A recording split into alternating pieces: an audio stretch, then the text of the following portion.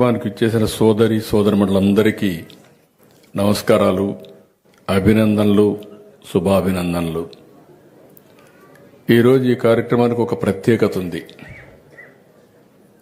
తెలుగు జాతి గుర్తింపు కోసం పోరాడినటువంటి ఏకైక నాయకుడు, త్యాగం చేసిన ఏకైక నాయకుడు పొట్టి శ్రీరాములు గారని చెప్పి కూడా నేను మీ అందరికీ విజ్ఞప్తి చేస్తున్నాను. అలాంటి మహనీయుడికి వర్ధంతి సందర్భంగా నివాళులర్పించి భావితరాలకు ఒక స్ఫూర్తిని గుర్తు చేయవలసిన బాధ్యత మనందరిపైన ఉంది. ఈరోజు మనం చూస్తే చాలామంది పెద్దలు మాట్లాడారు. ఆ రోజు తెలుగు ప్రజలకు ప్రత్యేక రాష్ట్రం కావాలని పోరాడారు, ప్రాణాలు అర్పించారు. అది 124 సంవత్సరాల కంటే ముందు డిసెంబర్ 15వ తారీఖున. అందుకే ఈ రోజున ఆత్మార్పణ దినంగా అధికారికంగా మనం జరుపుకుంటున్నాం.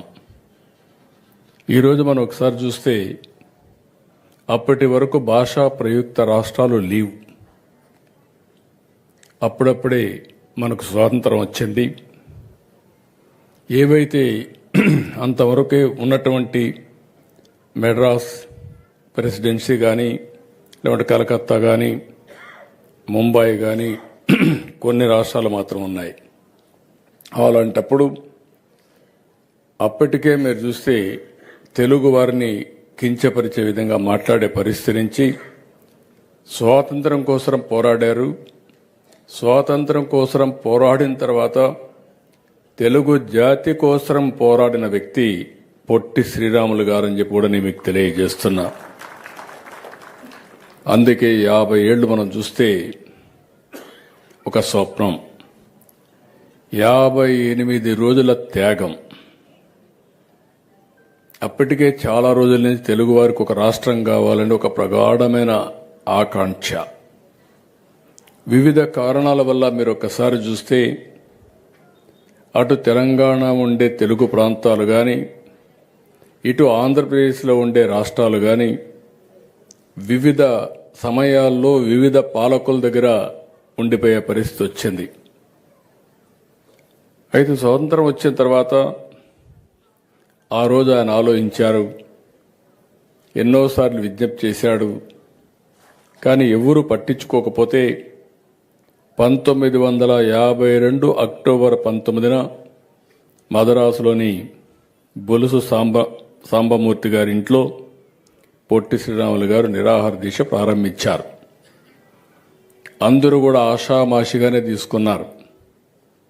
ఏదో చేశారు, రేపో మాపో విరమించుకుంటారంటే ఆయన పట్టుదల మీరు చూస్తే 58 రోజులు కఠోరమైన నిర్ణయం, నీళ్లు కూడా తాగకుండా, ఎవరు చెప్పినా వినకుండా ఒక తాను నమ్మిన సిద్ధాంతం కోసం పోరాడి 1952 డిసెంబర్ 15న ఆయన అత్యంత దుర్భర పరిస్థితుల్లో ప్రాణాలు వదిలిపెట్టారు. ఇంతమంది మిత్రులు మాట్లాడారు.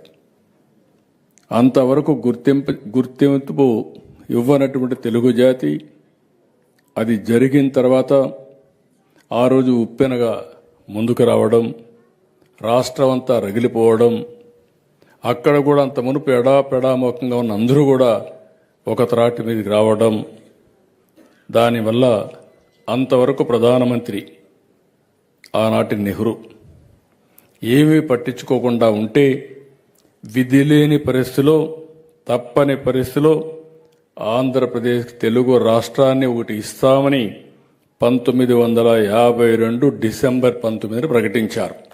ఇది ఆయన సాధించిన ఘన విజయం. ఇందుకోసం 53 ఫిబ్రవరిన 7వ తారీఖున కైలాసనాథ్ వాంచు కమిటీని వేశారు. ఆ కమిటీ ప్రకారం